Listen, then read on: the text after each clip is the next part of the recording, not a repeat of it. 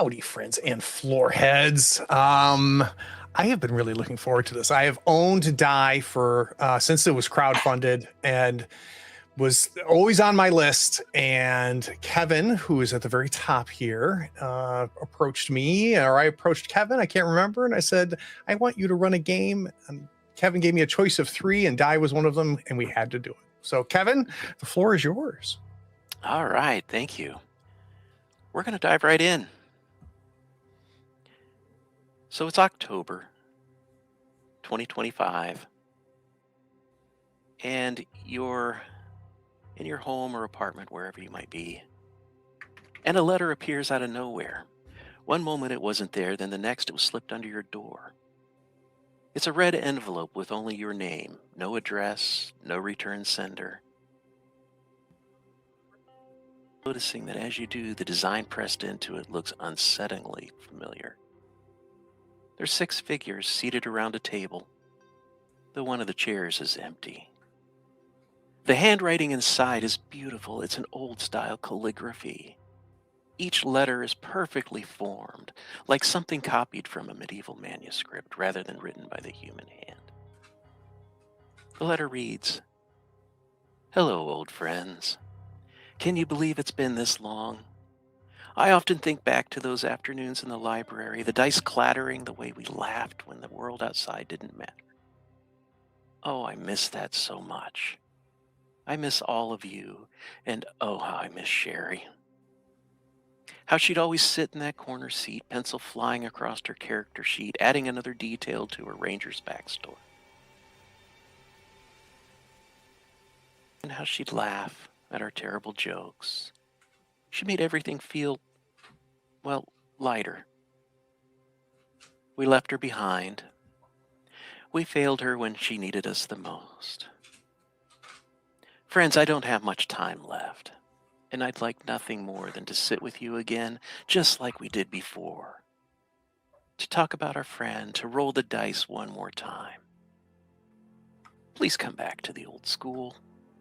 Door M will be open, and the corner table is waiting.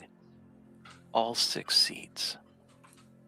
It wouldn't feel right without everyone being there. Even her. So tell me, how did you guys react when you received the letter?" I think even though I knew it was far too late, I still kind of stormed over and opened the apartment door and looked out in the hallway to see if there was any sign of who had put it there. And then I think I just sat on the couch and read it a couple times. There was no signature, correct? Right. Okay. I was in my apartment. I had a stack of mail. Overdue. What the hell is this? And as far as how I feel reading it, a little creeped out. But also very nostalgic. I remember playing and how much fun it was, and how to this day, I don't know if I've made better friends than the 5 people I played with. So I don't think I'm going to hesitate. I think I'm definitely going to go. But I am a little freaked out. I think I crumpled up the letter the moment I finished reading it and threw it in the trash. And I started just freaking out, pacing through my apartment for who knows how long. And then I went back to the trash and I pulled it out and I read it again. And I think there's just panic in my eyes. And you can, fear. I am shocked. I've tried so hard to put the past behind me and forget everything that was me as a young person and having this come back is just forcing me to confront all these memories and feelings that I have actively suppressed. But sitting at my kitchen counter, just, I don't know what to do. But also, I have so much shame and guilt around it. I can't imagine not going. Mhm. Would anyone like to explain how this group formed? How we got together? I think it was we were in detention together. And at this point, I don't know. I'm sure somebody remembers who brought up the idea of, getting together after detention and starting to play a role-playing game, which I remember kind of scoffing at. I thought that was a dork hobby. And I kept it secret, but I loved it. But yeah, we were all in detention together. So Drew mentioned why they're going back, but what about the rest of you? What in the world made you decide to go back to the old high school?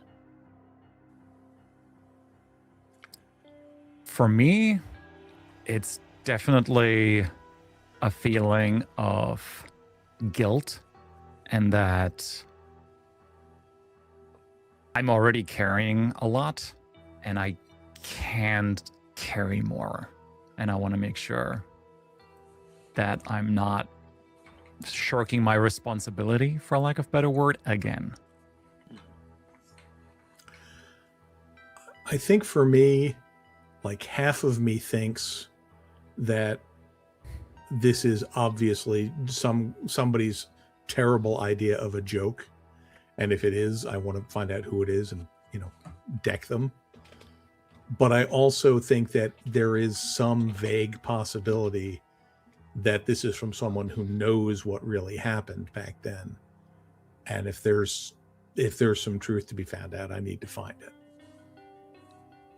I can't not go. Yeah.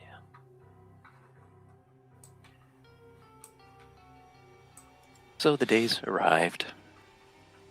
The high school's in Lancaster, Ohio. So you most likely, if you're flying, you fly into Columbus, or if you're driving, you make your way there. And you all sort of arrive at different times. I mean, there was no time specified in the letter. But as you gather in front of Sherman High School in Lancaster, Ohio, the building stands exactly where the memory insists it should be. It's brick and it's glass, and it's catching the late afternoon sun like it always did. 3 stories of mid-century institutional architecture, the kind they don't build anymore, but they can't quite bring themselves to tear it down.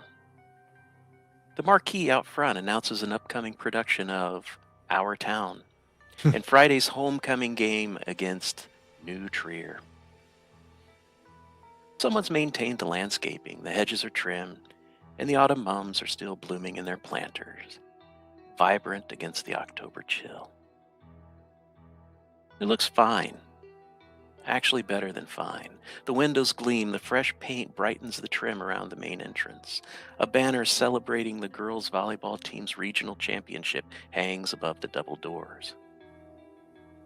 This is a school that's loved, funded, and cared for. And yet, there's something in the light, right? The way it falls across the facade, it doesn't quite track. The shadows pool in places where they shouldn't be, stretching from corners at wrong angles. And when you look directly at it, the brickwork's solid, it's clean. But in your peripheral vision, just for a moment, you could swear the mortar looks dark and wet. That the bricks themselves seem to sag inward like rotting teeth. The air's crisp and clean.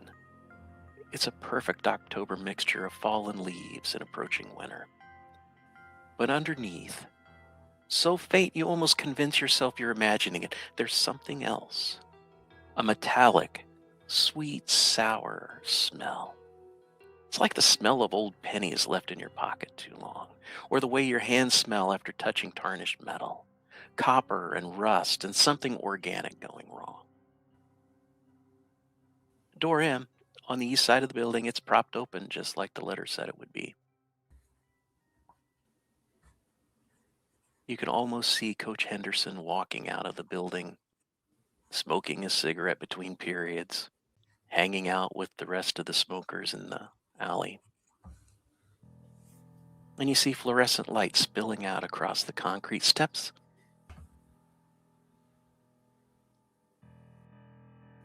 The fluorescent light makes you feel a little bit ill. The light seems too bright, too steady, humming with a frequency that you can almost feel in your back teeth. From inside, you hear nothing. Nothing at all. No voices, no footsteps echoing down the tiled hall, no distant basketballs bouncing in the gym or locker doors slamming. It's just that light, spilling out into the dusk like an invitation. Or a mouth waiting to close? Who arrives first? I think it might be me. I'm disappointed that I'm first because I know it'd be much cooler if I wasn't. And it probably is betraying the fact that I'm excited to see everybody, but also really afraid for them to see me. I kind of hang out, waiting for the first person to show up and trying to decide what the hell I'm going to do. I don't even know how I'm going to act when I see everybody again. Tony, why don't you tell us just a little bit about yourself? Well, in high school, played sports, was good enough. Like I always started, in whatever sport I played, but not good enough to get a ride anywhere. Definitely in the jock clique. And, the four of you were my secret friends. But finished high school, tried college, and I think I probably after the second college that I tried for like a couple semesters, I just realized that I didn't pay attention enough in high school. And it sucked. I didn't like it. I couldn't make any of the sports teams. Dawdled around for a bit, lived with dad, and then got lucky and picked up a sales job selling medical equipment. And I'm just good enough to be able to keep my apartment paid for. So I'm your typical salesperson who, I've always wearing a popped up collar, golf shirt. My sunglasses have a wrap so I can hang them on my neck or put them on my face. I shake a little bit too hard to try to make a point, laugh a little too loud. So you graduated in 85. So how old would that make you right now? That would make me, what am I, 40? No, 85. That would make me in my late 50s. Yeah. Yeah. Well, Tony, it's interesting that you're the first one to arrive. Because you notice sitting at the far end of the parking lot, it's there. You see it. It's a red 1982 Toyota Corolla sports hardtop. You'd know that car anywhere, wouldn't you, Tony? Yeah. So, I mean, Tony, it's beautiful. Yeah. It looks like it just rolled off the showroom floor. But I sold that car. Well, I wrecked that car and then sold it. I'm going to kind of walk across the parking lot towards it.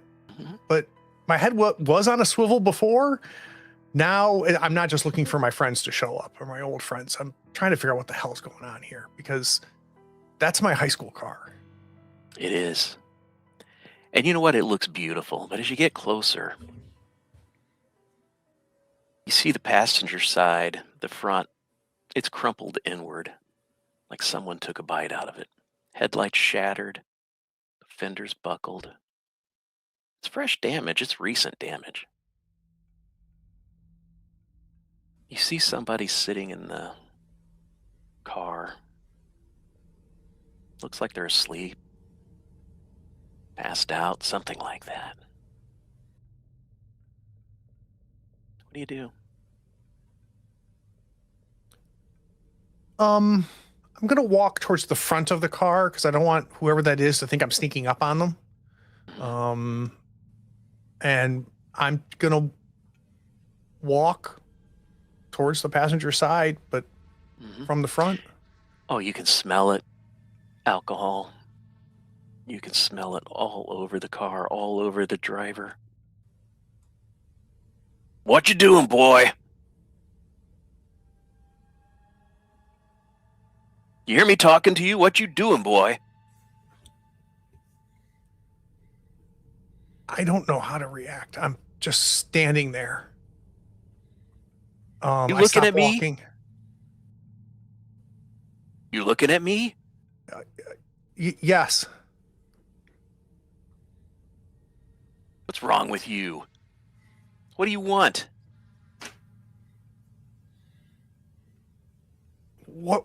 What's going on right now? Is this a Well, joke? And I'm looking around.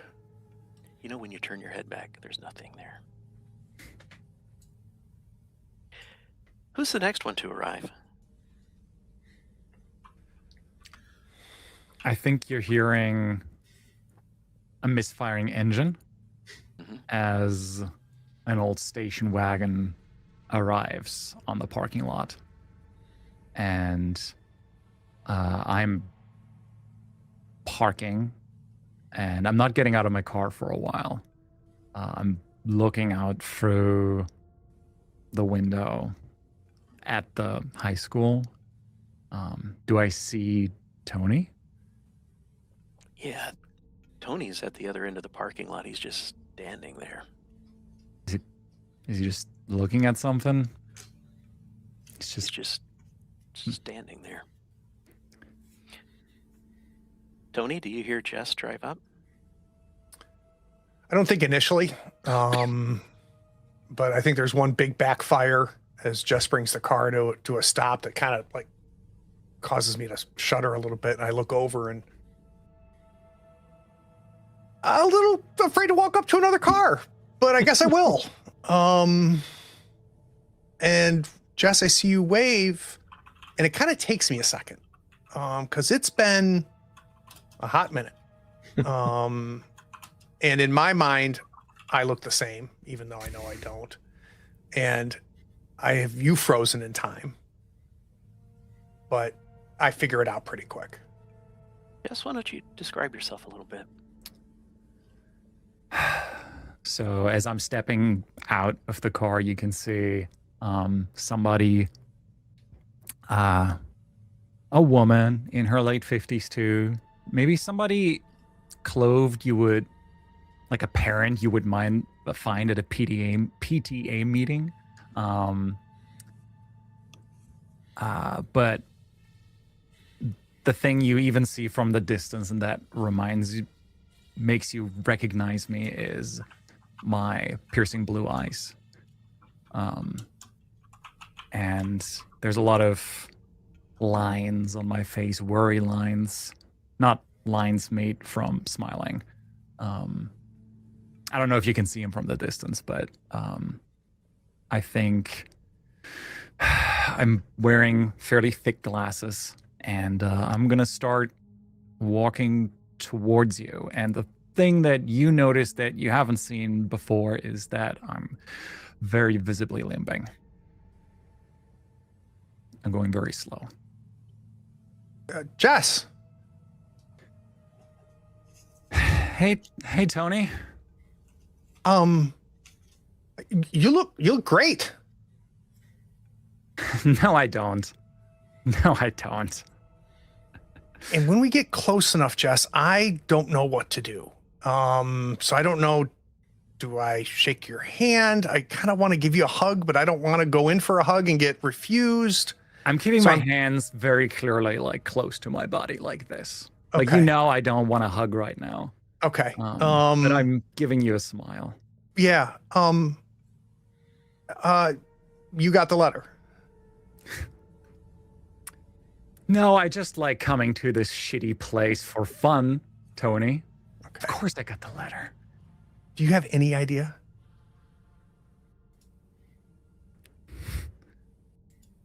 No, I don't. The only thing I know is I don't want to be here, but Me here neither. I am. Me neither. Yeah. JJ, I think you arrive next. Yeah, I think that would provide for maximum awkwardness. So a nice, fairly late model Hyundai sedan pulls up, and you see JJ get out of the back seat. At that point, you notice the little lift light on the dashboard. And he gets out. He's got a backpack over one shoulder, as was the fashion at the time. And he also pulls out something wrapped in just like brown butcher paper. It's maybe, 3 feet by 2 feet by a couple inches, that he kind of holds awkwardly at his side. And, he taps a couple keys on his phone. The driver heads off. Jaziel looks surprisingly similar to the way he did. He's still, tall, gangly. The hair is a little farther back on his forehead, but it's still that short, curly mess that he always had. He's still kind of pale, still doesn't look like he gets out or exercises a lot. And he's wearing, just like a crew neck sweater and probably a jean jacket that could easily be the same one he wore in high school. I think it may be a little longer since you've seen him than everybody else, because I think after the summer when everything went wrong, he didn't come back to school the following year.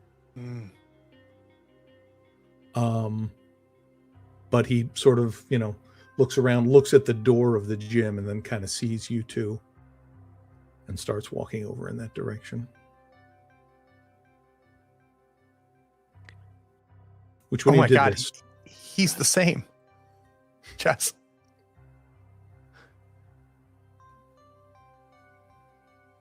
You JJ. know what? I'm not even surprised. Which one of you did this?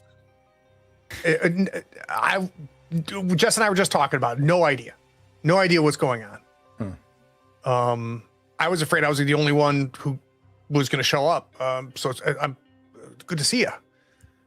But yeah, good to see you both. No idea. Shit, it's been a long time. Yeah. You doing okay? I'm fine. I'm just, this whole thing pisses me off. I want to know who's bringing all this shit back up. Soon we're going to figure it out. I guess it's a question of whether Scott and Drew show up. Yeah. On cue. Here comes Drew. Drew, you're usually last, aren't you, when you show up at things? Yeah, nobody knows if it's because of anxiety or don't want to be there, or if I'm just chronically late. But roll up in a rental SUV, very standard, nothing fancy, but definitely sprang a little bit to make sure I didn't have the compact car. I'm going to park fairly close to where I see the group. Sit in my car, just gripping the steering wheel pretty tightly for a second.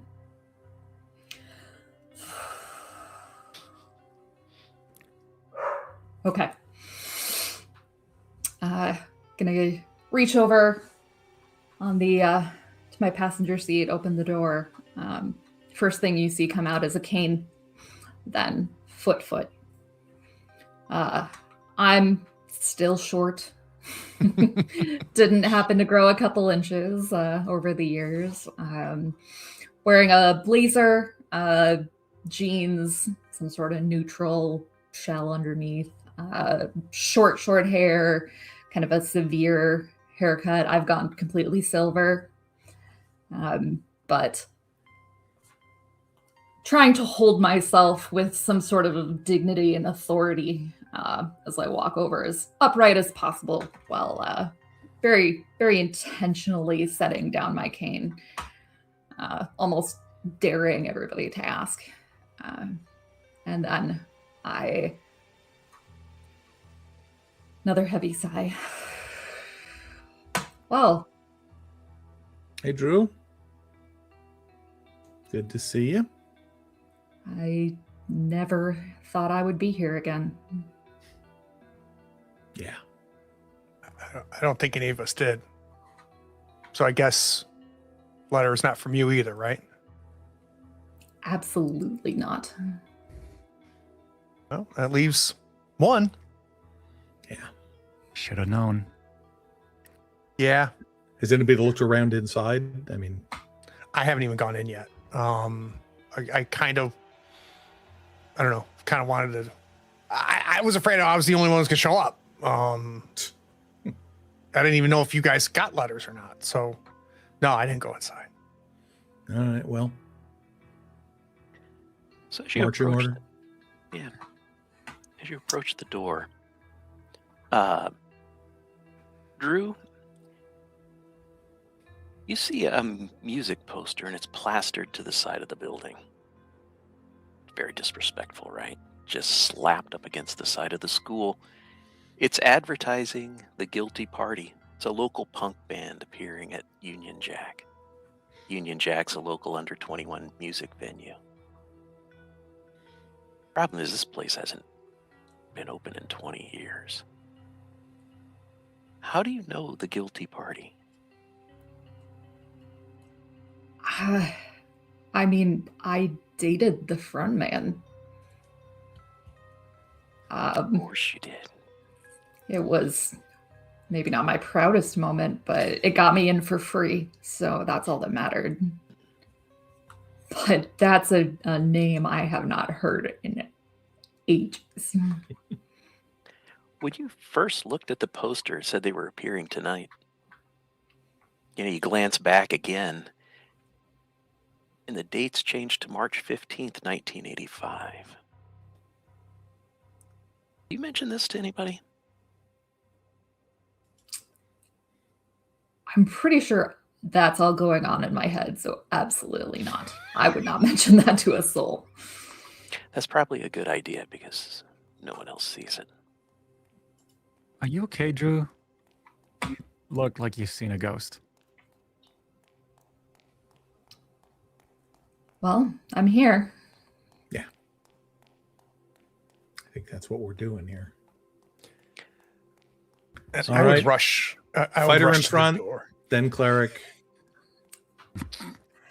It's funny you say because I run to make sure like I'm opening the door for everybody, and you say that, and I like kind of look at you and give you a grin, like, well, and yeah, I the door's been propped open. I'm gonna go ahead and swing it wide open and let everybody in.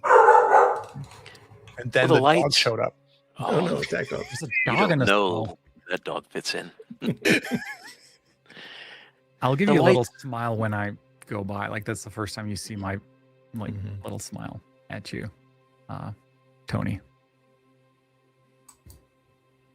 The lights inside are dim. It's just bright enough for a cleaning crew, if there was one. But it's very quiet. I mean, there is no noise, no lockers, no sneakers screeching. It's so quiet that you're aware of your own breathing, of your own heartbeat. It almost feels like the building's holding its breath, too. As your eyes adjust, everything looks like it did when you walked out those doors late May of 1985. Same institutional tiles, same cinder block walls painted in that specific shade of cream that only exists in schools and in hospitals. Same trophy case, same bulletin board, same water fountains mounted at exactly that awkward height. Man, this is too exact. It looks like a stage dressed by someone working from photographs or from memories. Jess, when was the last time you were here? How were you feeling that day? I think the last time I was here was... I'm pretty sure the last time Tony and Drew were here as well. Last day of school. And I remember feeling excited to leave the school behind and explore the world and hopefully never come back. I remember that feeling. And it hits you like a ton of bricks. JJ, are you still a member of your church when you walked out of here the last time? I don't exactly know, because I was leaving them and leaving here at the same time. In my head, I had already checked out. So it was almost exactly the same time. When you walked out of those doors, what did your future look like then? I figured I would probably be dead within 6 months, or living the life of a bohemian artist somewhere with sunshine. Are you a bohemian artist? I mean, kind of. I have a tiny little loft in Portland. And I can pay my rent as an artist, which is rare enough. I mean, I still probably do some DoorDash and such on the side, but I'm doing okay. That silence, that absolute dead silence, is broken by music. I bet you can guess what song it's playing. Don't You Forget About Me by the Simple Minds. Son of a bitch. Someone has a sense of humor. And a flair for the dramatic, as always. Well, I know who's left, and yes to both. So who's supposed to be Judd Nelson? That's me. I just start walking. I do I'm a not lot want to have this taller than Amelia conversation. Well, Estevez.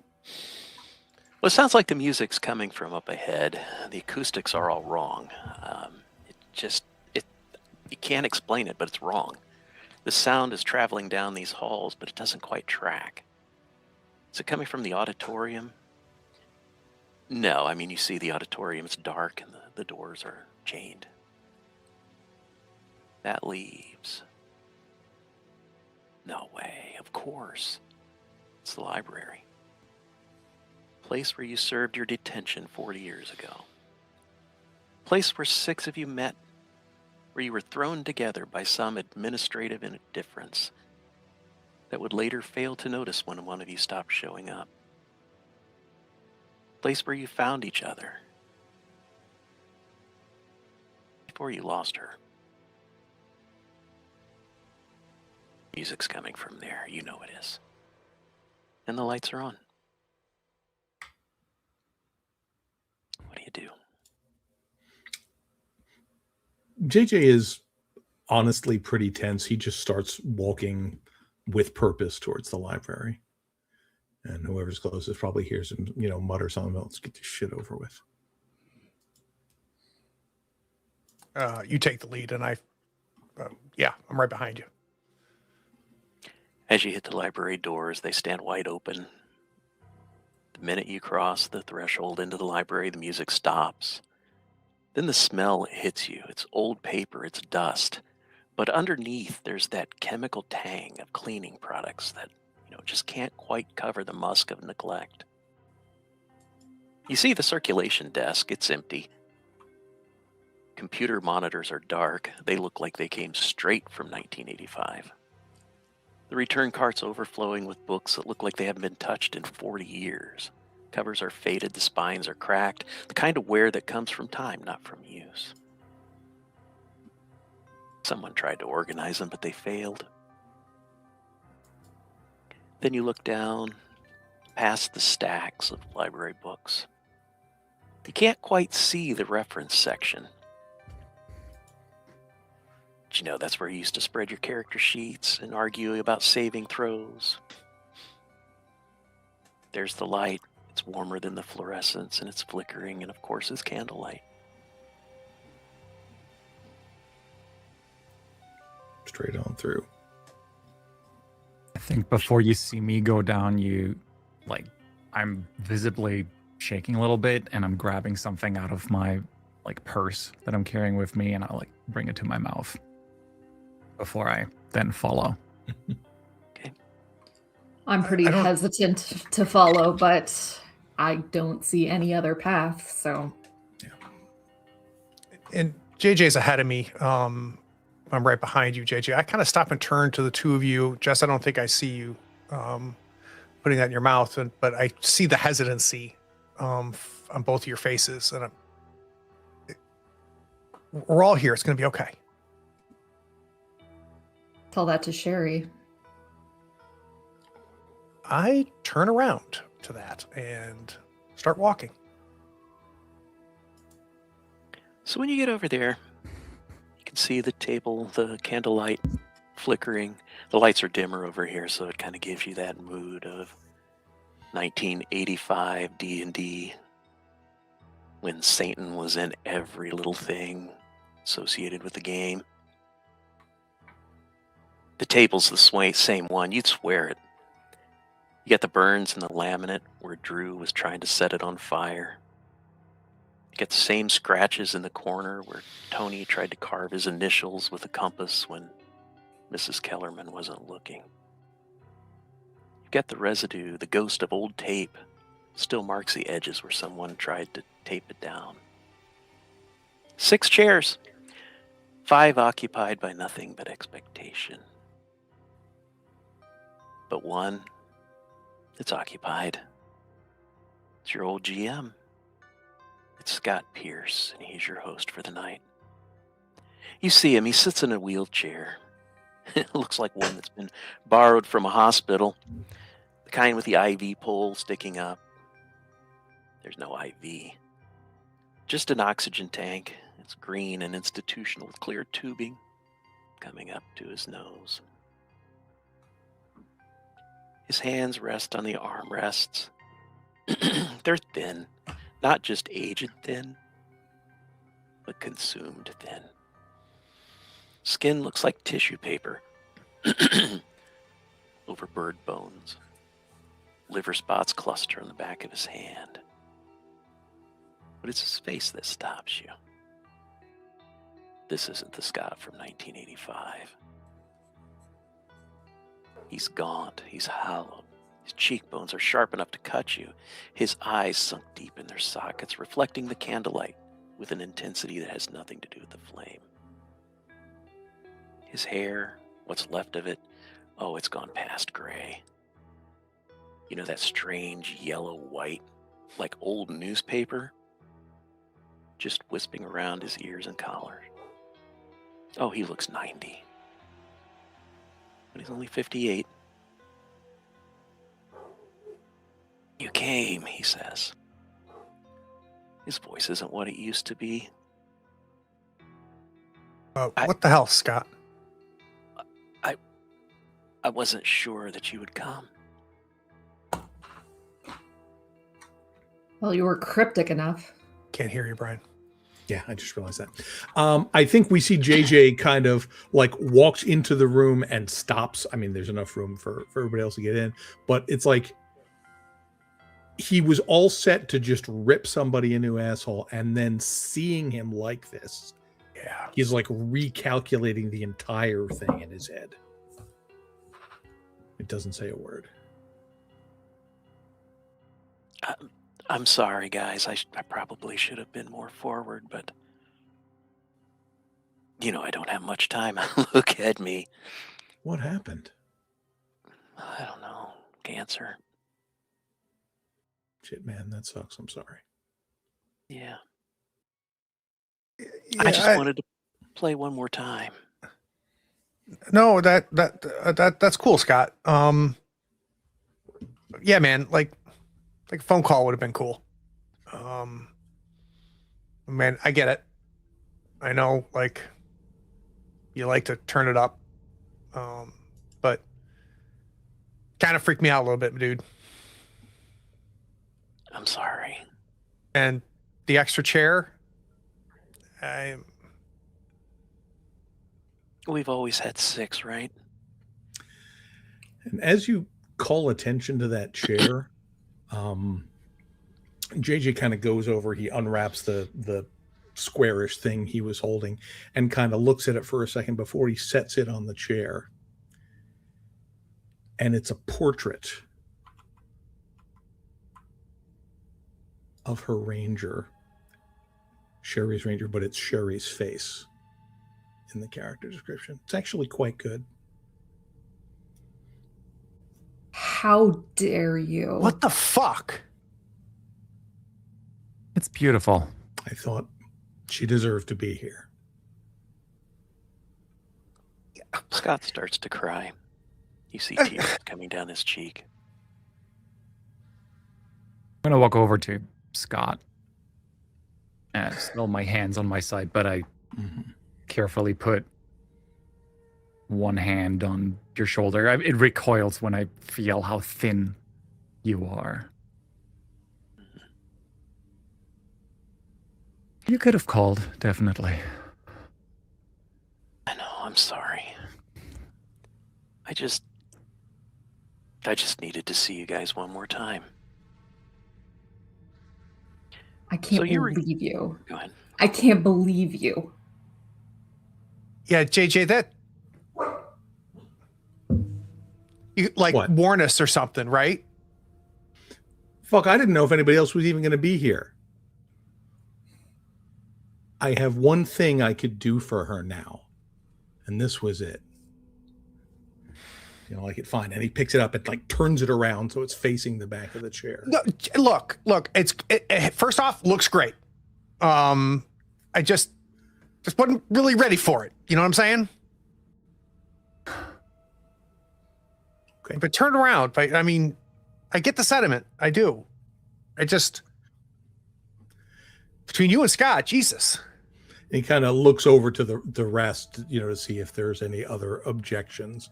But he's got his hand on the painting to turn it back around. Oh,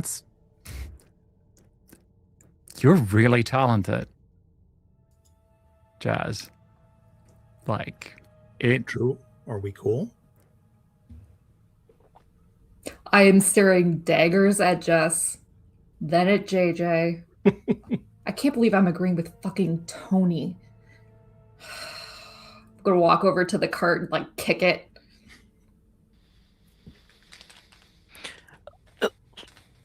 Can we Guys- just put aside everything just for one night, please?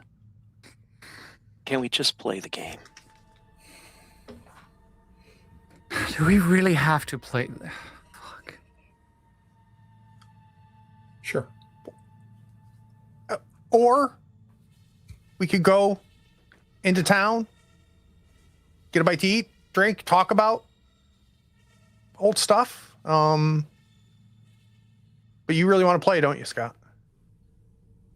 Do I look like I can go into town? Now I feel like an asshole. I have that look on my face. About time.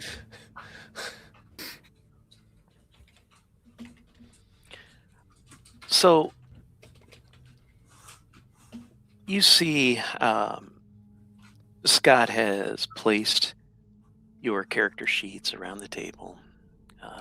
They're the character sheets he used to play with.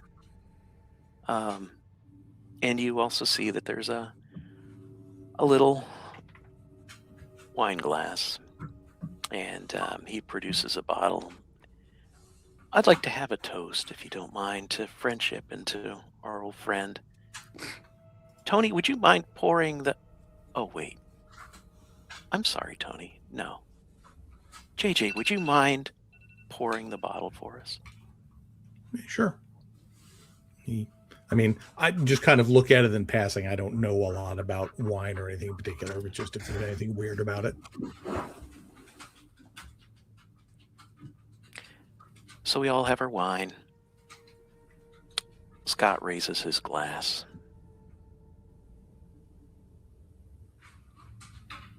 You know, there was a play I liked once. In one of the quotes, one of the characters said, "Do human beings ever realize life while they live it? Every minute?" I think we're here because we didn't. We were too busy. We were too wrapped up in our own drama, in our own lives. We didn't see her dying right in front of us, did we? So here, it's a toast to Sherry, to the 6th seat, to our friend we didn't save. And here's to finally opening our eyes. To Sherry Wallace, may she rest in peace. And he... Sherry. My glass is empty by the time your glasses touch your lips. Okay. That was heavy, I know. Now you're starting to see the old Scott come out. But I've got it all planned. I've got an adventure for us, and I got special dice for you. I had special dice made just for you guys, because you're all my friends. We're really gonna play? Well, you came all this way, right? I'm not gonna lie. Mm-hmm. Like, I think I kind of want to. You see, JJ has got a Crown Royal bag, which is clearly at least half full of dice that he just plops on the table. Hope you got character sheets, man. I lost mine a long time ago. Oh, it's right there. I found them. They were in my grandparents' basement. This is insane. So Scott ignores you, and he stands up, and you can tell it takes a ton of effort. And he reaches into a pouch, and he has a die. And Jess, he gives you your die. Said, "This is special. This is just for you. That's your die." And he does the same for JJ and for Tony. Those are special. Then Drew pulls out a D6. Here, Drew. This is yours. It's just like everybody else's. There's nothing special about it. Good. Let's roll for initiative. Ready?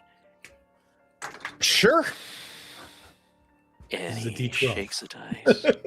And he throws his die out on the table. What do you guys do? I kind of like look left and right and across the table, and I throw my die. Yeah, I kind of shrug and toss it.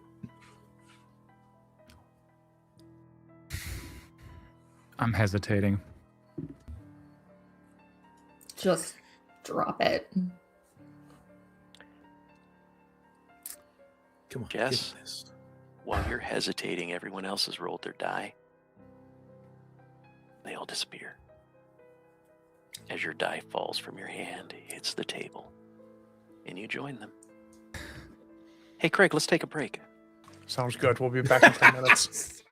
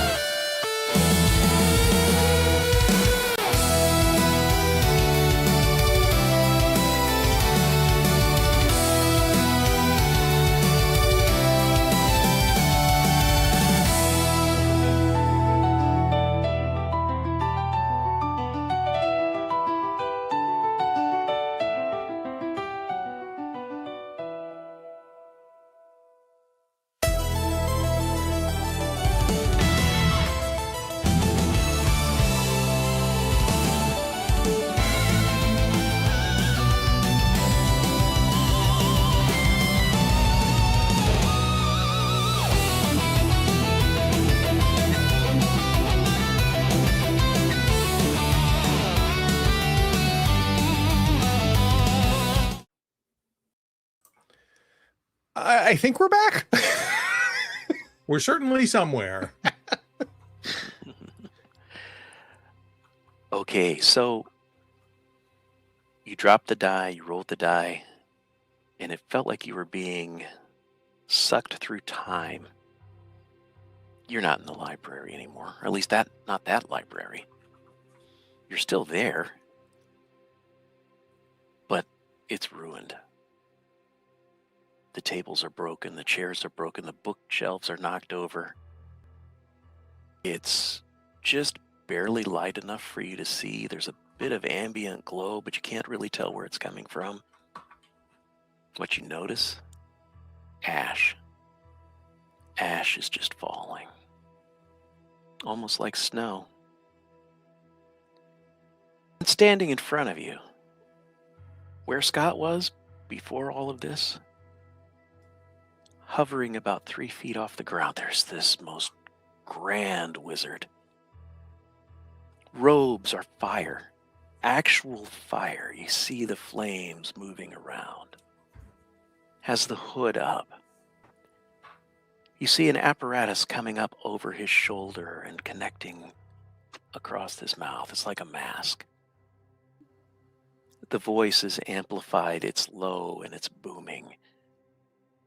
And the eyes are red. You can see the flames inside. And then around his right hand,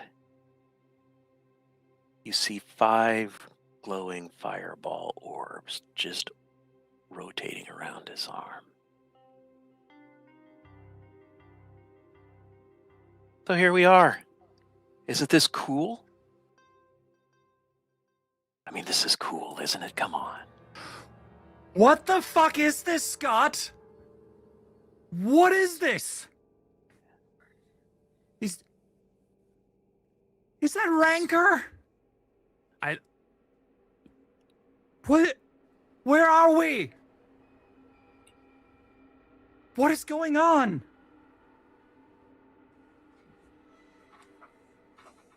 Freya? I'm just Who wants looking. to describe?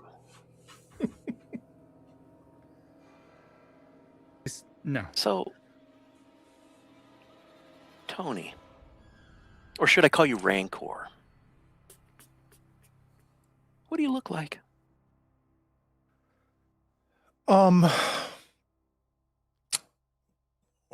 Worn leather armor, sword at my hip, leather gloves, bit of a cape, goes down to about mid thigh. Rancor looks to be like mid 20s, but has a look.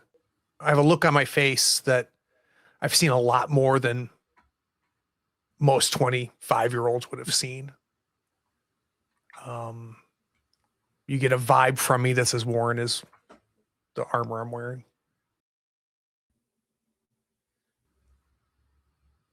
Yes.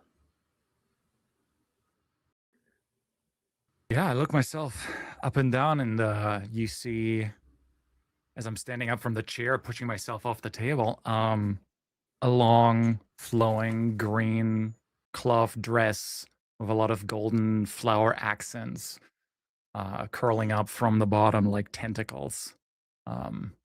And you can still make out somewhat of Jess's face, but this is like a young woman. We're talking early 20s. Still the same piercing blue eyes, but long, flowing blonde hair as well. And I'm pissed. Your die is someplace on you, whether it's embedded in you or you're wearing it as jewelry. Where is it? It's a necklace. It's like a hanging here. Remind me, what die do you have? I have a D6, if I'm not mistaken. Oh no, it's a D4. I'm very sorry. Yeah, My class you're dice is a fine. D4. What about you, Rancor? Where's yours? I forgot to ask. It's in the hilt of my sword, the very top of it. there's like dragon claws holding it at the very end of the hilt of my sword. It's a D8. You know, you speak of your sword. What does that look like?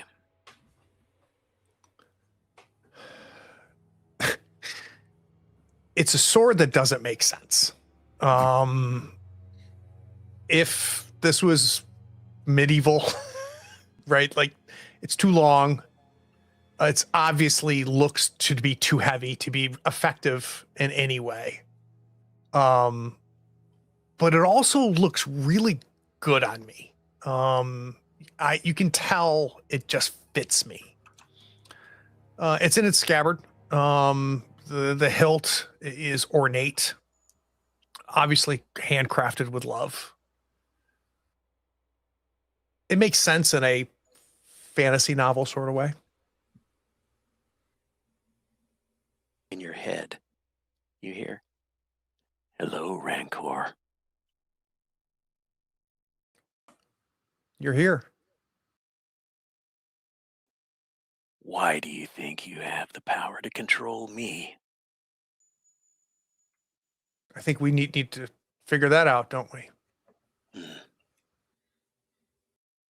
We do. Feel good. You're going to be a disappointment, I can tell. We'll see. I don't know that I want to behave, and I don't think that I want to do what you asked me to do right now. You're staying where you are for now. I'm listening. So, Rancor, who is that? That's my sword. And you guys don't hear any of that dialogue. That's all back and forth in my head. An ever ongoing battle of sheer will. And there is many times that I have dominated my sword, and there's many times that I have been subjugated and did exactly what it told me to do. And at any given time, I don't know what's going to happen. Riot. Yes. What do you look like? I still look like me, Drew, just slightly sharper, kind of stronger jawline, sharper nose, just a little bit more severe looking, but hair split, black on one side, orange on the other, just still short, but wild, and then black leather, just tight as hell. I've got a rapier at my waist and a deck of cards strapped onto my belt as well. My D6 is a ring on my hand, but somehow I can also play with it like a coin. We're not quite sure what's happening there, but I don't have a cane here. I'm sprightly. I feel good. I jump up and down a couple times. And then I just look pissed again. How old do you look? We're going to say early 20s. Like, this is not somebody with a lot of life experience, but... Okay. All right. And finally, Flynn. Flynn similarly has echoes of JJ's face, but that's more or less where the resemblance ends. Flynn is a couple inches shorter and a couple inches wider and thicker than JJ was. He's built, with the almost comical muscularity of a bodybuilder. He's not wearing a shirt. He has these spirals and designs in blue woad painted on his chest, and he's wearing like black leather pants that lace up the sides. The perfect image of a high school kid's, idea of some kind of, fantasy character. He's got this short, spiky red hair and a beard. And there is an absolutely gaudy belly ring flashing in his navel that close inspection would reveal is in fact a green D12. Amazing. And I think as he sort of looks around and starts putting things together, he looks like against his will turns his head to the chair to his left. And it is empty. And he just sort of lets out a big sigh of relief.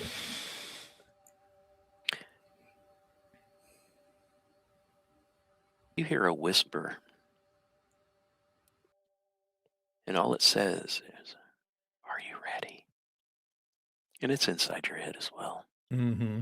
And my eyes just get wide. Or what? Oh, we're going to have some fun now. You guys see Fleming, he just kind of look around the room and he says, "Looks like you already did." Oh, this wasn't me. I'll help you, though. Thanks.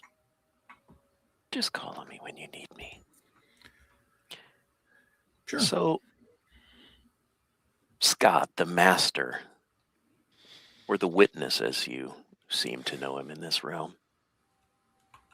Look at this. Isn't this majestic? Look at this. How? Did you drug us? What is... Do you feel drugged? This sure as fuck isn't the high school. Oh, yes, it is. Look around. Look, we're in the library. I'm not... Nope, I'm not hearing that. Just... See, look, over there's the door. Goes out to the lockers. Scott? Are you looking to get stuffed in one? I know it's disorienting, but come on. You promised you'd play along. You promised you'd play the game one more time. Yeah, you need to explain this though. You hear this booming voice coming from him. And as he speaks, the flames on his robes intensify. I don't need to explain anything to you.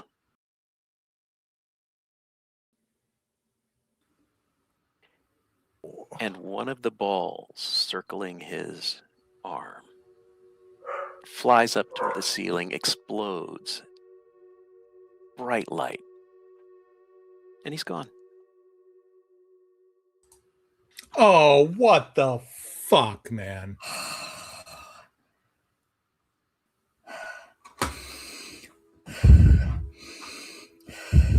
Okay, Now I'm gonna start pacing. Just pacing. Okay, I'm not. This is not a dream. This feels too real. No, I'm here, Freya, and like I call you that, and it kind of like you see me react when I do.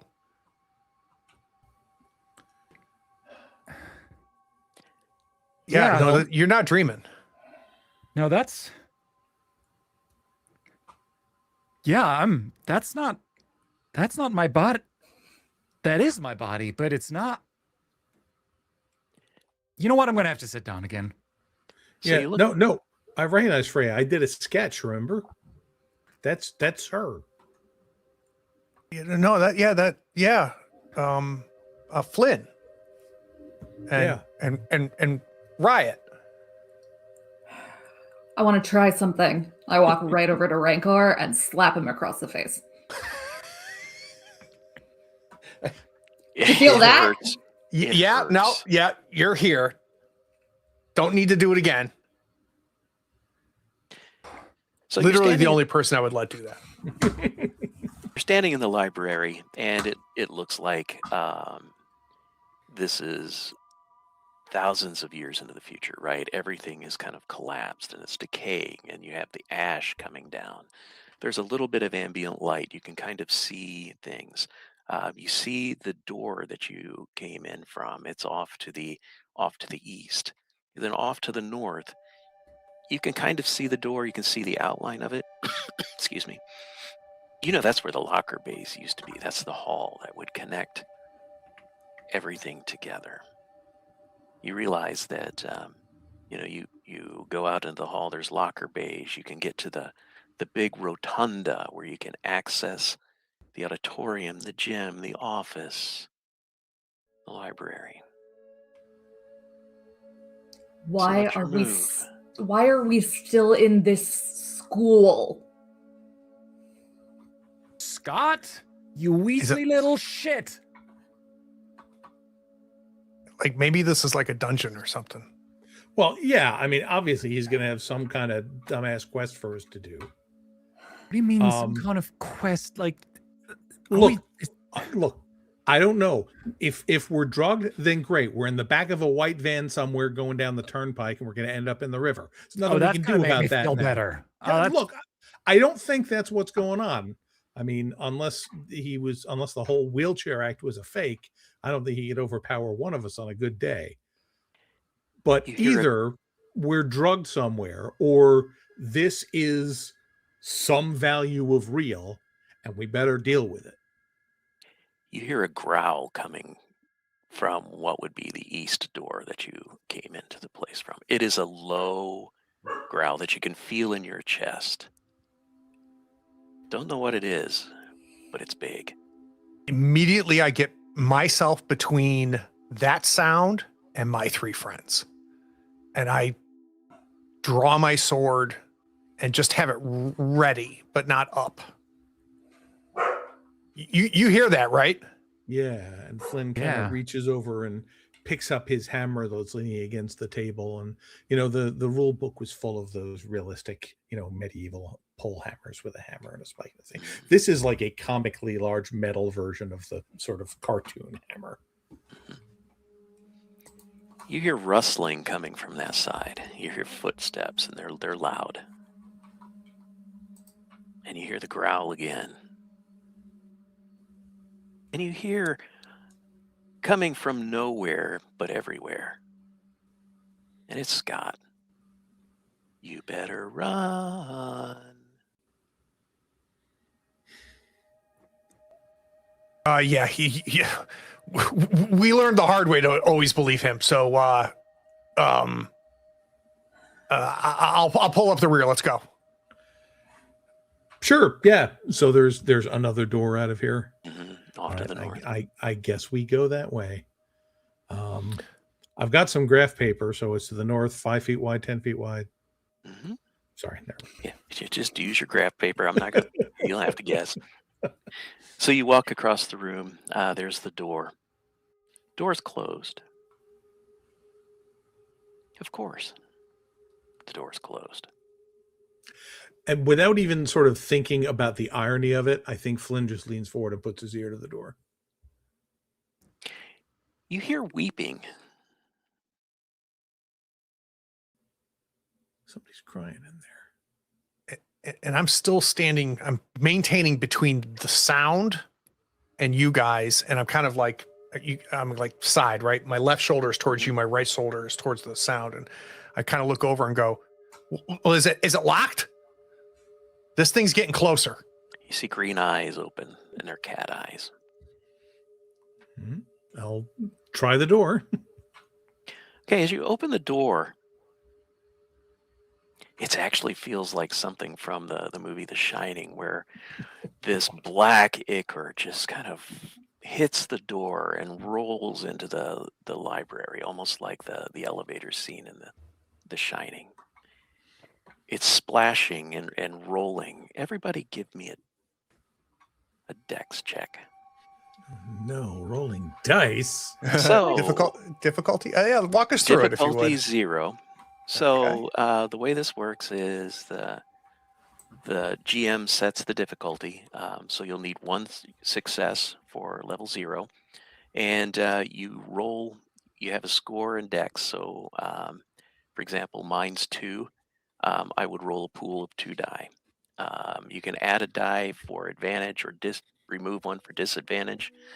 In some rolls, you can add your special die, but in this case, it's just a straight dex roll. And what's considered a success? Okay, sorry about that. I'm not gonna. 4, 5, or 6 Gotcha. is a success. 6, a lot of times you'll get to do a special.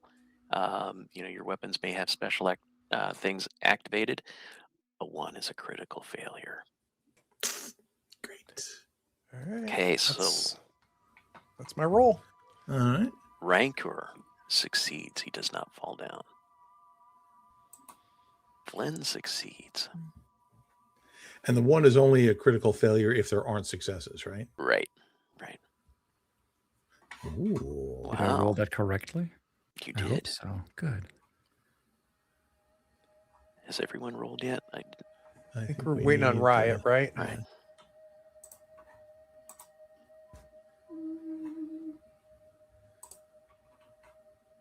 Sure is working. Sorry, folks. First time with the new interface. Yep. Trying. So when you click on Dex, does a little window pop up? Yeah, and I hit roll. Huh. So do a quick refresh of the browser. That's how you know it's live. Yeah, That's right. Exactly. Just had to prove it to y'all. And then see if it'll work there. I see you in there. So you should be okay in theory. There There we Yay! go. Holy cow. Save Wow. the best for last. Yeah. So this black liquid, it hits your legs, but you guys stand up against it. When it kind of settles, it's just below, well, knee deep for most people. Not sure about Riot, but for most of you, it's about knee deep. Riot, how tall are you? I'm just a hair over 5 feet, so Okay. that's Mid thigh. Yeah. yeah. Yeah.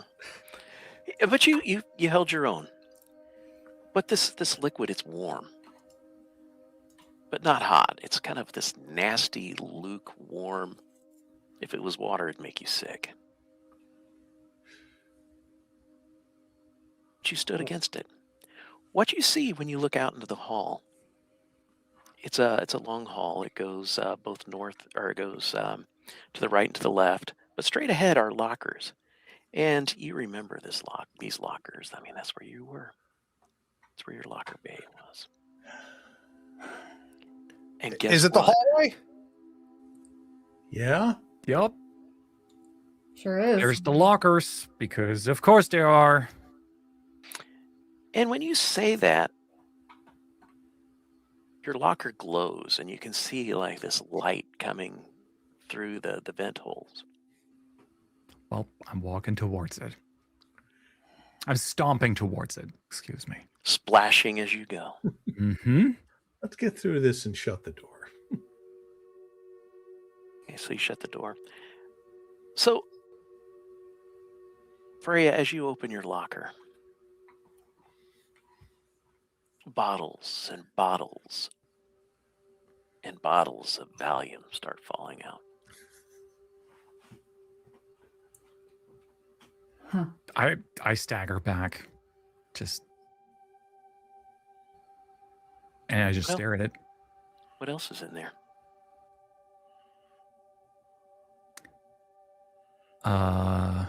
Picture of me and Jess taped to the back of the locker. It's one of those little ones with 4 squares, these instant booths that you go in. You mean Sherry? Sorry, yes, Sherry. Thank you. Mhm. Yeah, the kind that friends used to take together. Really good friends, right? Well, the last picture would betray that a little bit. We're probably a little bit more than just friends. Mm. Definitely sharing a kiss on that one. Mhm. Mhm. I think I step forward and quickly snatch it from the back after I catch myself, hoping It's that real. nobody sees it. It's 100% real. You bastard, Scott. Freya, you want to tell us something? And to be clear, Freya, you can't tell if I'm talking about the picture or the bottles of Valium that's coming out of your locker. I mean, I'm not surprised. What the fuck is that supposed to mean? You know what the fuck that's supposed to mean. Freya? I didn't know. I don't have to justify myself to any of you. Okay? You got a clear head right now? As a matter of fact, I do, Tony. Are you drunk out of your fucking mind again? Huh?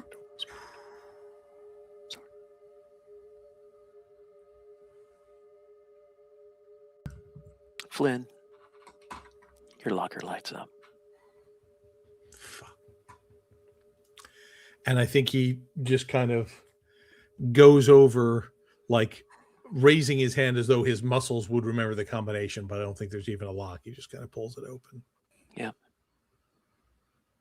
So attached to the inside of your door, there's a little placard, and it says, "The unbeliever walks in dark," or walks in darkness. There's a photo hanging on your locker door.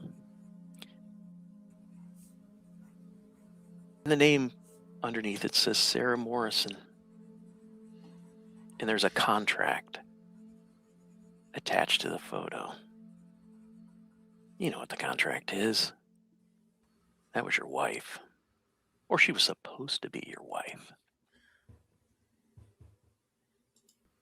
I never signed it.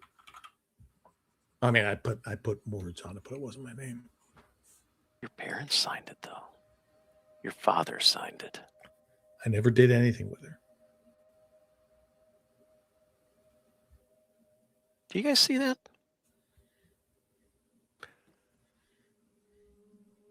I don't think I do. I think after what I saw with Freya and Freya's reaction, I'm like, I don't think I'm supposed to see what's in these lockers.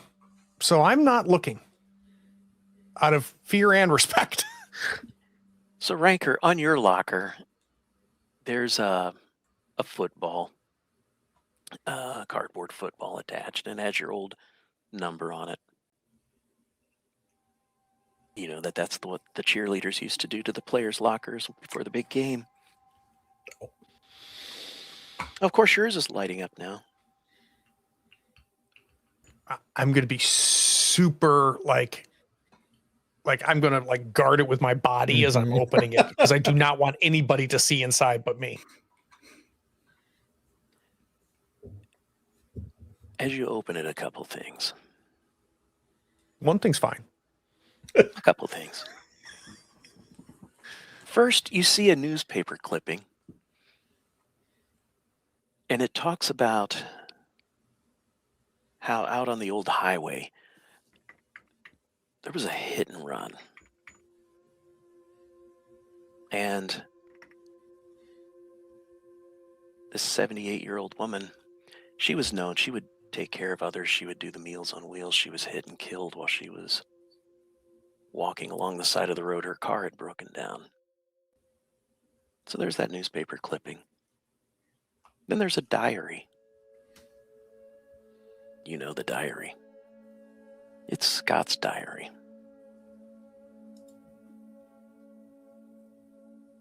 You hear this growl coming from everywhere. Oh, you know that it's the master. So clipping immediately is crushed in my hand and stuffed in a pocket on my belt. Grab the diary. I think I have an over the shoulder, like messenger type bag. I drop it in there. And now sword is up. And Riot, go look in your locker, but I don't think we're supposed to be standing here for too long. What do you do? Are you Ryan? not? Are you not going to tell us, Ranker? So we can judge you? I'm sorry, Freya. I am. Sure.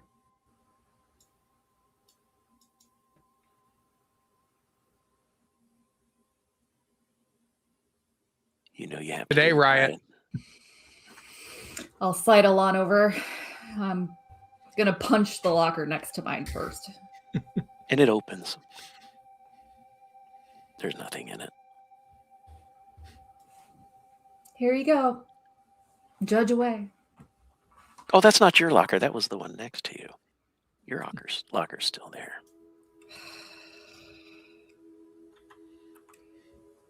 Slam the other locker shut. Open the one. So in your locker, there's a pan of fresh made brownies. Oh, they smell good, but they're a little off. And there's a detention slip. And the slip, well, you know what the slip says. Who did you make the X-Lax brownies for? Well, it's more than one person. It was pretty much everybody in that class. But you saved an extra special one for... Jess.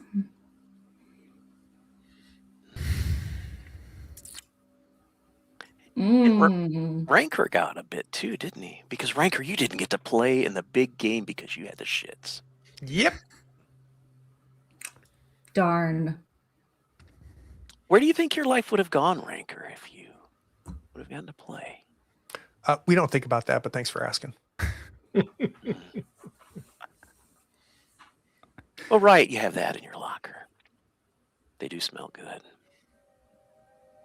And there's a pair of handcuffs. That's a funny joke, Scott.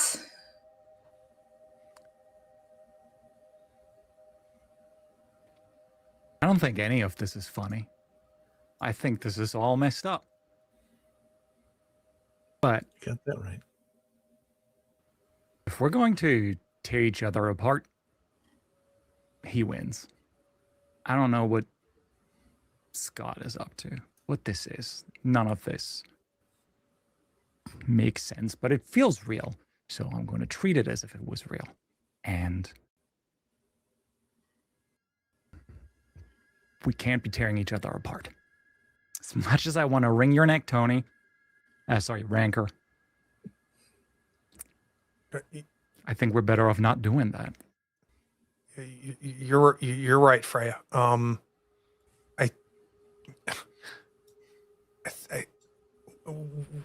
think you lead us.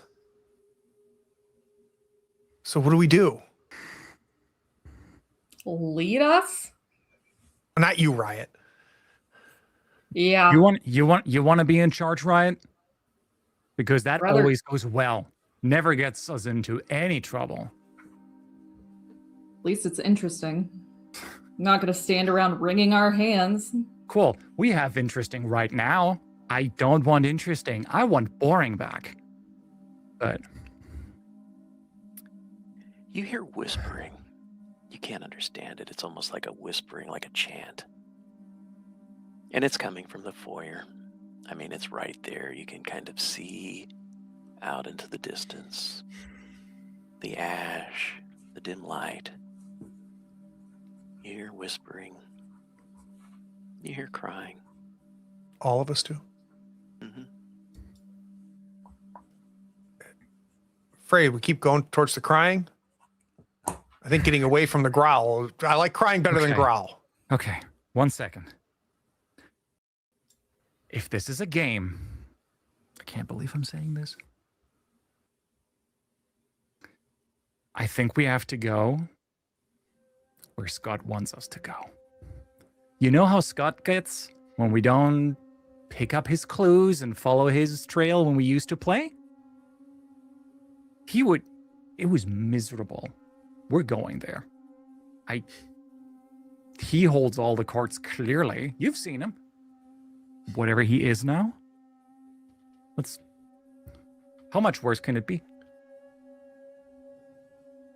Never ask that question. And I think you see as Flynn is saying that, he's got like a small book in his hands, like about the size and like has the same sort of, plain thin leather covers as like an old Bible.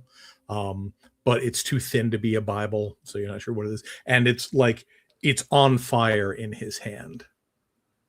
And as the last bits of it burn away, he just kind of rubs his hand and crumbles the stuff and says, "All right, let's go." Lead the way, Rancor. You've always been the tank. And I jump right to the front. As you walk along, it's not very far. You can kind of see there's a huge rotunda. And, that's where the main doors to the school are. You have the office complex there where people would check in. You have the principal, the counselors, the nurse, all of those people. Also, the teacher's lounge is over there. Riot, you knew all about the teacher's lounge. You got to Sure go there did. quite a bit. You even found some interesting things in the teacher's lounge, but we'll talk about that later. Also off of the foyer or the rotunda is the auditorium. It's the gym. It's those kind of things. Most of the areas that if you were coming in from the outside, the school would want you to go there instead of going back into the bowels of the school. But this is different. The rotunda, it has that same black liquid flowing through it. But you can see a spotlight in the very center. As you approach, you see the back of a large 8-foot-tall alabaster statue sitting on a 4-foot-tall onyx pedestal. And unlike the scene of decay that surrounds you, this statue is beautiful. And it is pristine, and it looks like it could have been carved yesterday. As you move through the ichor and approach the statue, you move toward the front. Oh, you know who this is. It's Mirren, Watcher of the Silent Wood. It's Sherry, a graceful wood elf ranger. She's on one knee, head bowed, her long hair hanging down, partially obscuring her face, leaning on her long bow. Oh, the detail carved in the alabaster, it looks alive, it looks eternal. It looks godlike. What catches your attention is her tears. Black ichor running out of the alabaster, down her face and dripping in the pool you're now standing in. Through the decay and the wrongness of this place, you see it. It's absolutely pristine. While everything else here rots, this does not.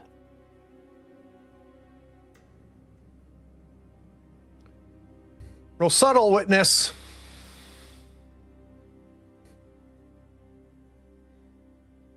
It's her. Yeah. It just looks like you're drawing.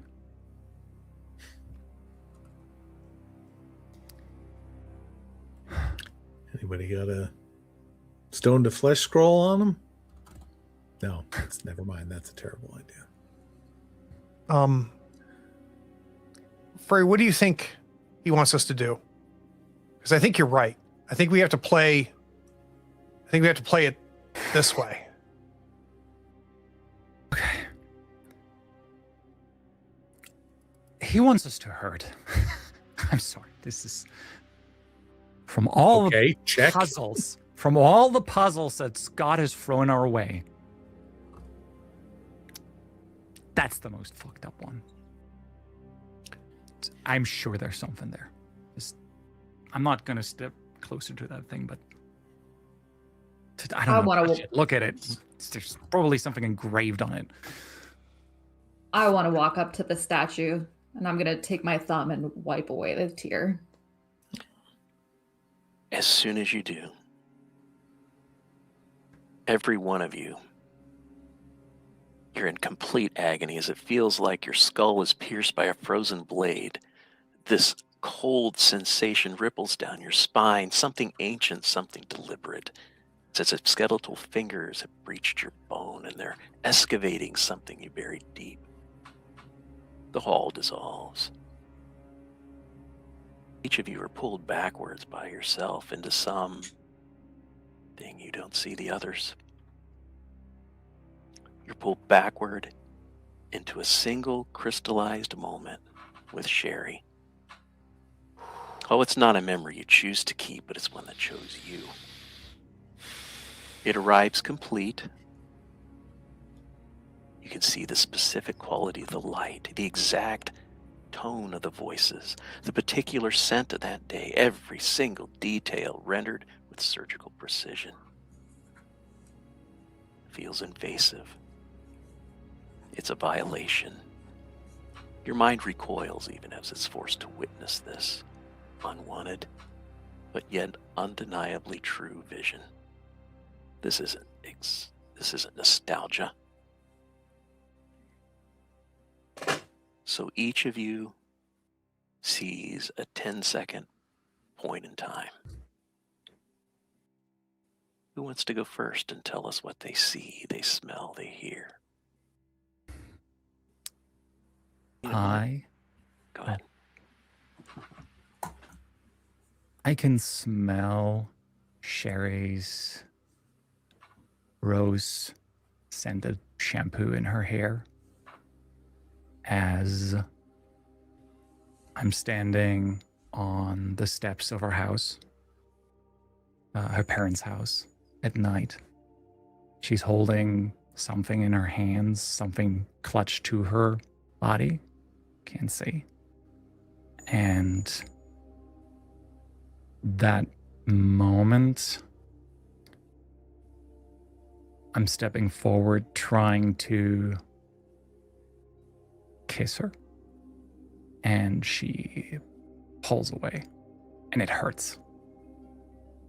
It's like a dagger into my heart. And she doesn't look at me, and she slams the door shut in front of my face. To be clear, this isn't a vision. You're experiencing this all over again. Riot, you touched the statue. Yours is so much more intense. What is it?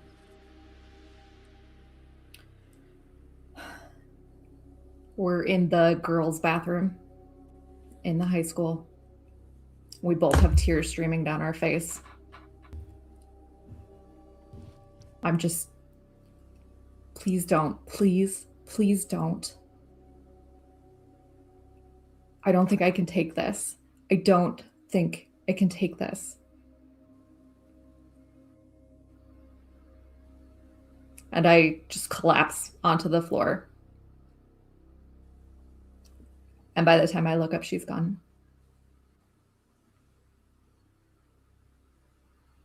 Rancor. I am holding most of her clothes and pushing her and her clothes out of Jim's room. You see red Solo cups everywhere. You hear the party downstairs. And I'm turning back into the bedroom and I'm saying, I swear to fucking God, Jim. I swear to fucking God. And I turned to Sherry and I said, are you okay? And she just shakes her head. Lynn. We're on the lawn outside JJ's house, or the house that his family shares with a number of other church families. It's all out of date with it. And I almost called myself Flynn. JJ and Sherry are standing out front on the lawn, kind of half frozen in a moment of finger pointing and accusation. And you can see, almost as if it were in slow motion, JJ's mother pulling up the shade of the window, building up a full body's worth of righteous indignation and fury before she sticks her head out the window and says, "What is that whore doing on God's lawn?"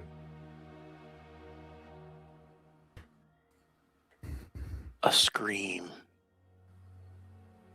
Could be in your head, could be audible. It hurts. It's cold and it's vicious. It brings you all back to reality. You see this creature rising out of the black ichor. It may be female, it's hard to say. There are no eyes, they're just big black holes. Long, stringy hair, a white robe. It's not Sherry, it's something else. Doesn't even resemble Sherry. And it points a bony, long finger at you. It screams guilty. And Craig, can we call it for the night? I think we can. We'll be back on the other side of the credits.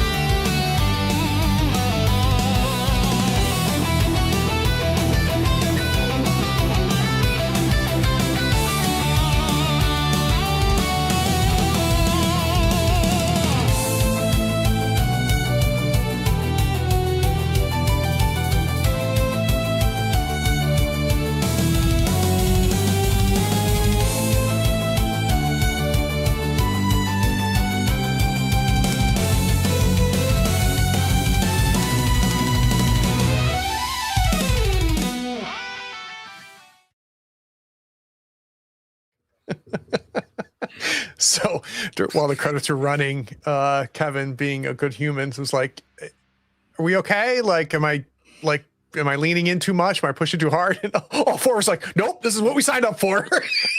We had just been spending time telling how horrible he was being to us, and he's like, "Oh, this is the opening act. This is the safe part."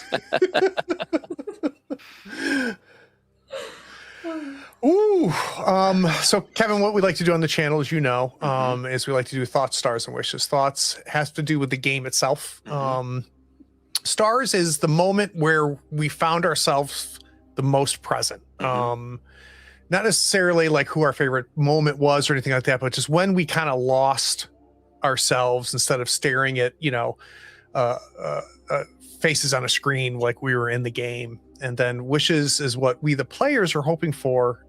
Either we got this and we want more of it. We didn't get this. We'd like to see it, but something we're looking forward to. But the floor is yours, Kevin. Yeah. So, first of all, the horror, the pacing it's all about the pacing, right? So, initially it's going to feel a little slower and things will start to pick up. I hope you enjoyed the setting. I don't want to do stars for me yet. I want to hear what you guys have to say, if that's okay, Craig. Yeah. Who's first? It's your choice, Kevin. Let's go with Z. Okay. You're going to break me before this game is over. I was just about to say the same thing about the other players. So I don't have many thoughts about the system because we're going to start to experience the system as we're going along. Not a lot has happened yet. Stars. Oh boy. Oh boy. I can pick one from the last scene. I mean, I feel it's obvious, but it's just one gut punch after the other. I was just blown away that how y'all deliver. So I can't give it to one person, but if I had to pick one, I'm gonna have to give it to Brian, because the delivery was just beautiful. And for wishes, don't you let up. Don't you let up. You keep this up. This is what I'm here for. Okay. Well, how about DK? Oh yeah. Well, for thoughts, I'm really excited to get into this. I was sold on the concept of meta, game time. So some fuckery is going on there, and I love it. So yes, we'll learn more. But stars, once again, everybody just nailed it. Z had it right. But I think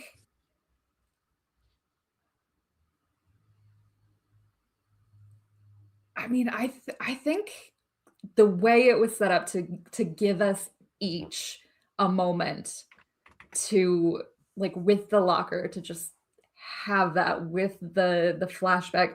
The way you structured that was giving us an opportunity to do stars. Like, you don't get that opportunity in a lot of games, and it made it so much easier as a player to kind of dig into that. So yeah, the star was everybody just diving in head first.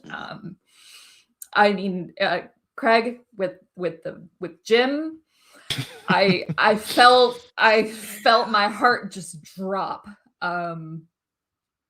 That was devastating. It was all devastating, but that one hit me close to home. So well done, everybody. Wishes, I want to feel more damaged. I need to experience this harder, which I think is what we signed up for. So this will be, my wish is to meet again soon. Yeah. How about you, Craig?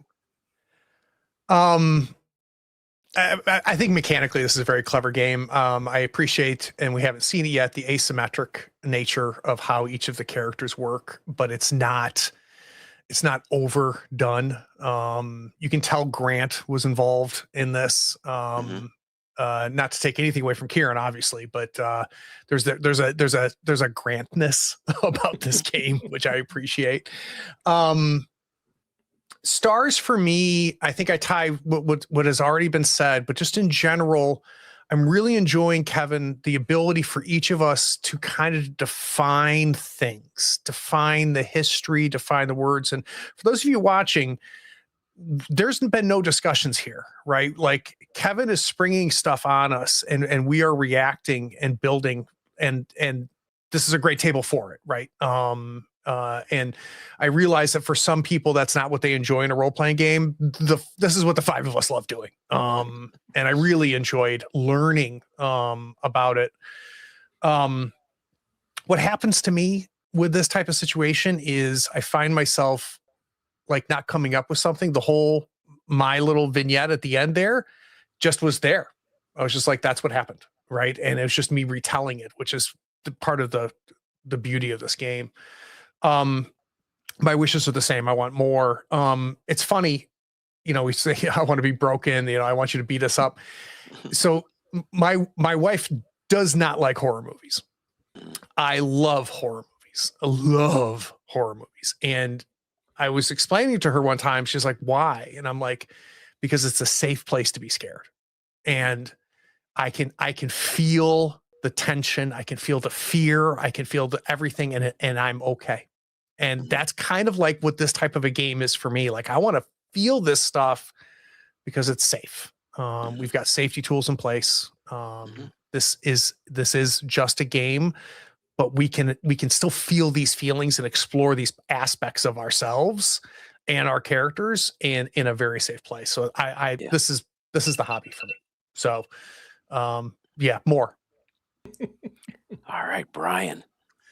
Right. One of my favorite things about games is, um, I'm a story guy first, and I love being surprised. And I will say that every time you gave us a little set piece, Kevin, there was a surprise or a sting in the tail or a little twist that made my forever GM heart smile.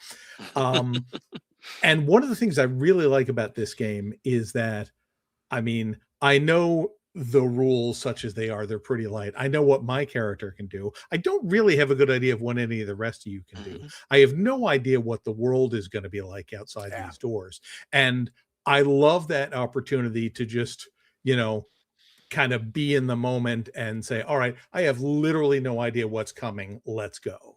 Yeah. So I'm Yeah. digging that. As far as stars go, everybody's vignettes were awesome. Whenever any of us had an opportunity to characterize these people, I really love it because we had very broad strokes laid out Mhm. in the Yep. sort of pre-game chat. And I love that we're digging a little bit more into these people Mhm. in each moment. I will say that probably the moment I was most immersed in the game was when I revealed the painting, Oh, and you Jesus. guys were so fucking offended because Brian, the player, thought this is a great tribute to do. This is a nice thing. And just so the shock and dismay on my face was in part genuine. Yeah, that shocked me. I did not see that coming. Yeah, that was well, that was okay. beautiful though. It was Noted. visceral, and Mhm. yeah, It was visceral for me, I'll tell you that. I thought you were going to pull some pretend sword out of that paper. No, it's a long story. But anyway, that was a great Yeah. thought, Brian. That Yeah. Mhm. Mhm. And then as far as wishes, I'm just going to echo what everybody else did. I'm glad we're doing it in 2 weeks because I do not think I could do this on an every week basis. Yeah. But I am really looking forward to digging more into this. And Yeah. this is, as we know, an awesome table and an awesome GM. So Yeah. I'm here for it. Yeah. yeah, Well, that's and we've cool. just scratched the surface, I think, on these Yeah. 4 people, which is exciting. So much. Yeah, I can't wait to see when the powers start coming in, how it's going to work out. Mhm. I really loved it when Z, I think it was you that finally said, "Okay, we're going to play his game." Well, that's what it is, right? You're playing Mhm. D&D inside of a role-playing game, and it's really kind of fun. And I'm excited to see what happens. And it's going to get darker. Sorry. Good. Please. Okay. Bring it. Yeah. So, well, that's all I have, Craig. Yeah, so real quick, I know you want to watch episode 2 live, so make sure that you are paying attention to me on Blue Sky, Third Floor Wars on Blue Sky. That's where I will post games coming up. You can also look as a patron. You can join our Discord, and there we keep things updated. That's also where these 4 people came from, is the Patreon Discord. So if you ever want to be able to play with us on stream or off stream, you can do it there. But coming up tomorrow, I know if you're like me, 2 hours is not enough, Brian. So tomorrow we've got more Brian. We're playing Forbidden Lands, the most popular and longest running game on the channel for a reason. So Forbidden Lands. And then if you're like me and you can't get enough Brian, on Saturday, we're playing Trail of Cthulhu together as well. So, which is now the second longest running series on the show. You're and just there's a saying reason all for this that. to try and get me to invest in the channel, aren't you? I've got your shares set aside for you, Brian. But yeah, but Kevin, outstanding, my friend. Awesome. Thank you. Outstanding. You've continued the streak of you're not a new person to the stream. So we've had great success adding people to the stream as players. You have continued the streak of having great GMs join. Thank you. See everybody soon. See ya. Bye.